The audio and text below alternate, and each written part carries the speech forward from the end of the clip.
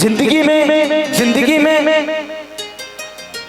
ना आप अपने जन्म का लड्डू खा सकते हैं, ना मरनी का खीर खा सकते हैं। और जिसका जन्म का लड्डू आप खाते हो आपके मरनी का खीर खाएगा।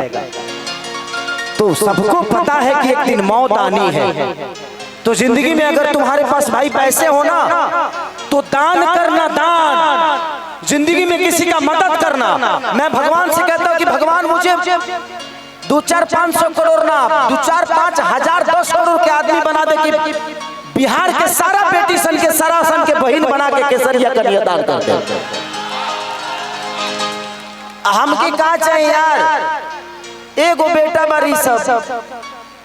अब वो का जने लुटाई की नाश करे की का करी, वो जानता ना वो कर भविष्य बा। हम अपने बच्चों पे दबाव नहीं देते कि तुमको डॉक्टर बनना है और तुमको इंजीनियर बनना है।